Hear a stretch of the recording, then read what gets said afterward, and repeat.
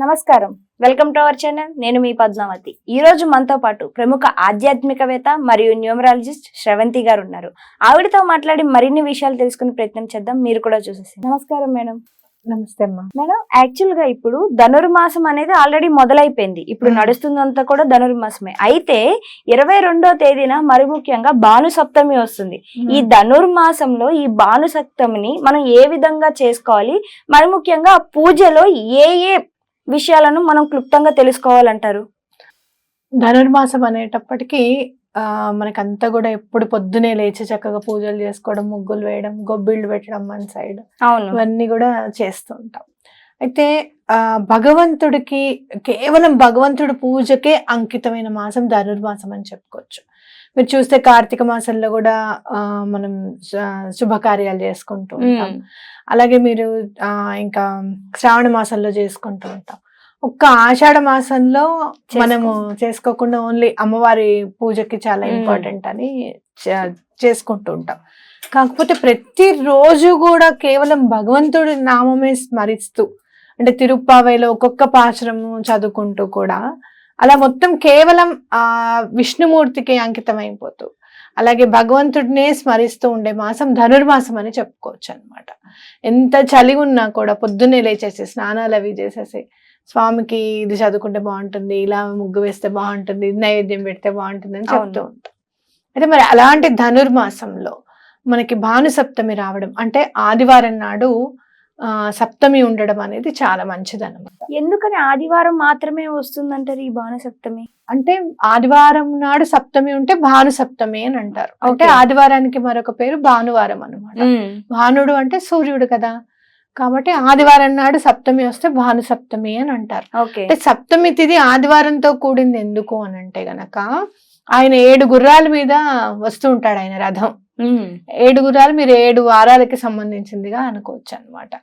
అలా సప్తమి అని అంటే ఆ తిథి ఆయన గుర్రాల సంఖ్యకి అనుకూలంగా ఉంది కదా, సేమ్ ఉంది కదా, కాబట్టి ఆ సప్తమి ఆయనకి చాలా ఇంపార్టెంట్ అని అర్థం అనమాట.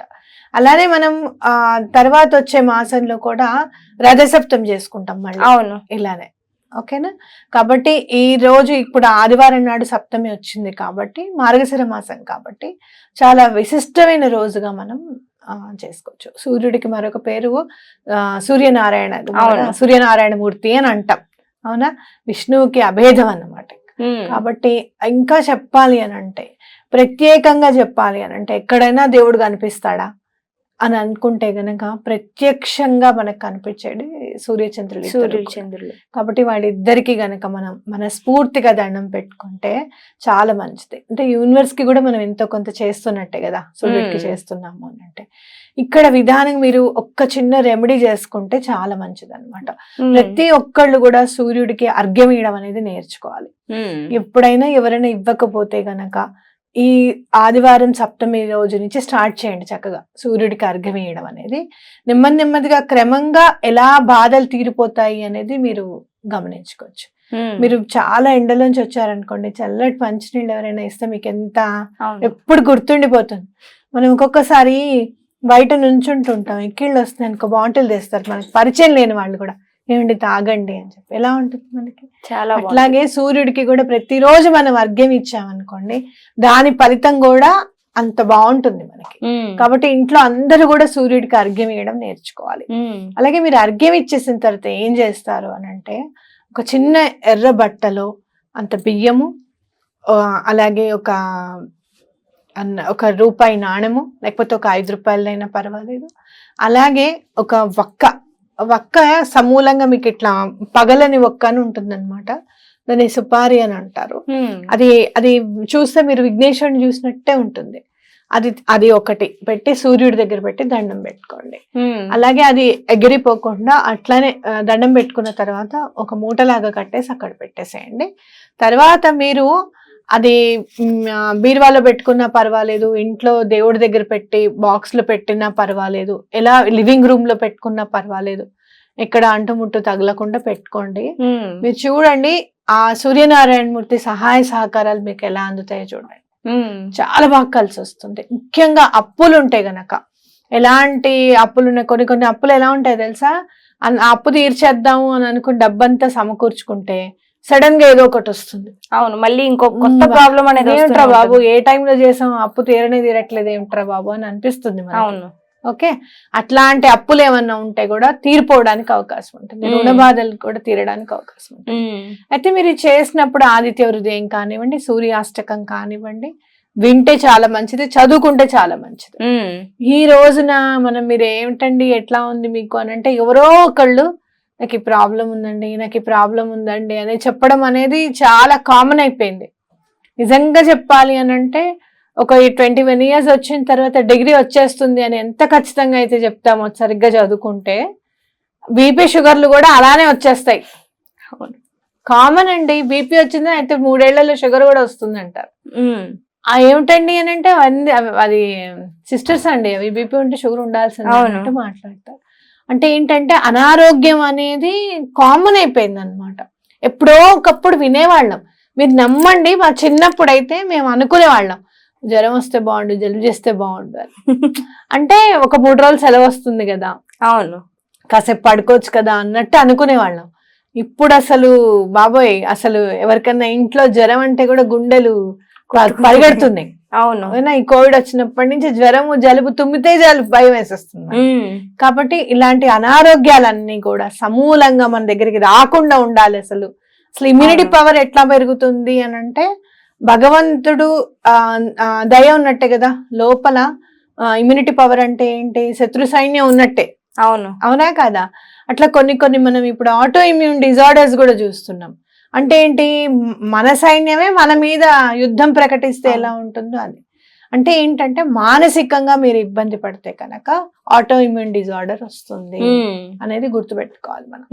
అందుకని ఏదైనా కూడా, ఇప్పుడు చిన్న బాధలు, మా వాడేమో తట్టుకోలేడండి, మా వాడు అదేమిటి, మొన్న మధ్య నేను విన్నాను, వాళ్ళ బామ్మగారు చాలా క్లోజ్ అట ఆ పిల్లవాడికి. అయితే వాళ్ళ బామ్మగారు చనిపోతే ఆ పిల్లవాడు హాస్టల్లో ఉంటాడు, వాడికి చెప్పలేదు. ఎందుకంటే వాడు ఐఐటికి ప్రిపేర్ అవుతున్నాడు, బామ్మ చనిపోయింది అంటే వాడు ఎలా ఫీల్ అవుతాడు, వాడు సరిగ్గా చదవడేమో, వాడు డల్ అయిపోతాడేమో, డిప్రెషన్లోకి వెళ్ళిపోతాడేమో అని వీళ్ళే బాధపడిపోతున్నారు. ఓకే, నేను అప్పుడు వాళ్ళకి కౌన్సిలింగ్ చేశాను, ఏమంటే మీరు చెప్పకపోవడం అనేది చాలా పొరపాటు. 1, 2 లైఫ్లో ఇలా పెద్దవాళ్ళు మనం రెడీగా ఉండాలి. నాన్న అది వయసుతో పాటు మనం ఏం చెప్పొద్దు, నాన్న ఇప్పుడు కాకపోతే అప్పుడు పెద్దవాళ్ళు పోతారు, ఇవన్నీ కాదు. వయసుతో పాటు వాళ్ళంతటి వాళ్ళకి అర్థమయ్యేటట్టుగా బిహేవ్ చేయాలి మనం. ఇలాంటి సిచ్యుయేషన్స్ మీరు చెప్పకపోతే ఇంకెప్పుడు చెప్తారు? అలా చిన్న చిన్న విషయాలకి మనం భయపడుతున్నాం, పిల్లల్ని భయపెడుతున్నాం, వాళ్ళని కూడా మనం ఎలా పెంచుతున్నాం అనేది కూడా మనకు అర్థం కావట్లేదు. అలాంటప్పుడు ఇదివరకు ఎందుకు లేవు ఆ భయాలు అంటే, మాక్సిమం ఎవరో ఒకళ్ళు ఇంట్లో మిగతా వాళ్ళు పని చేసుకుంటుంటే పెద్దవాళ్ళు పూజ చేసుకుంటూ ఉండేవాళ్ళు. అవును, అర్థమైందా మీకు? ఆ పాజిటివ్ వైబ్స్ అనేవి అందరికి రావడానికి అవకాశం ఉండేది. ఇంటి పెద్ద ఖచ్చితంగా సూర్యుడికి అర్ఘ్యం ఇచ్చేవాళ్ళు, అవునా కాదా? అది లేదు ఇప్పుడు. కాబట్టి కంపల్సరీ మీరు సూర్యుడిని ఆరాధించడము అని అంటే అర్ఘ్యం ఇవ్వడమే, ఇంకా ఆయనకి ప్రత్యేకంగా మీరు చేయాల్సింది ఏమీ లేదు. 2 చేతులు అయితే దండం పెట్టడం అంతే. అది చేస్తే గనక చాలా మంచిది అని ఖచ్చితంగా తెలుసుకోండి.